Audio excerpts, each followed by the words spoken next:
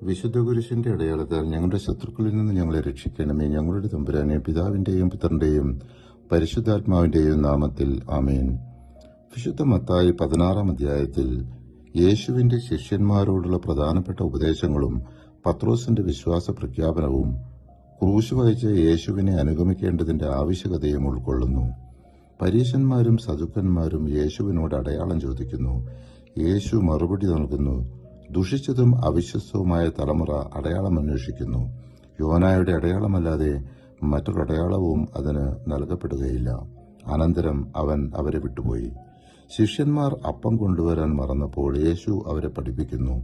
പരീശന്മാരുടെയും സദൂക്കന്മാരുടെയും അവരുടെ ഉപദേശങ്ങളെയും സൂക്ഷിക്കുക എന്ന് ഉപദേശിക്കുന്നു. യേശു ശിഷ്യന്മാരോട് ചോദിക്കുന്നു, നിങ്ങൾ പറയുന്നത് പോലെ ഞാൻ ആരാണ്? പത്രോസ് മറുപടി പറയുന്നു. ശിമയോൻ പത്രോസ് അങ്ങനെ മറുപടി പറഞ്ഞു, നീ ജീവനുള്ള ദൈവത്തിന്റെ പുത്രനായ ക്രിസ്തുവാണ്. യേശു അവനെ അനുഗ്രഹിച്ചു പറയുന്നു, ഞാൻ നിന്നോട് പറയുന്നു, നീ പത്രോസാണ്. ഈ പാറമേൽ എന്റെ സഭ ഞാൻ സ്ഥാപിക്കും. നരക കവാടങ്ങൾ അതിനെതിരെ പ്രബലപ്പെടുകയില്ല. വിശുദ്ധ മത്തായി 16-ാം അധ്യായം 18-ാം തിരുവചനം. യേശു തന്റെ ക്രൂശുമരണത്തെക്കുറിച്ച് പ്രവചിക്കുന്നു. പത്രോസ് തടയാൻ ശ്രമിക്കുമ്പോൾ യേശു പറയുന്നു, സാത്താനെ, എന്റെ മുമ്പിൽ നിന്ന് പോവുക. യേശു ശിഷ്യന്മാരോട് അരുളി ചെയ്തു, ആരെങ്കിലും എന്നെ അനുഗമിക്കാൻ ആഗ്രഹിക്കുന്നെങ്കിൽ അവൻ തന്നെ പരിത്യജിച്ച് തന്റെ കുരിശുമെടുത്ത് എന്നെ അനുഗമിക്കട്ടെ.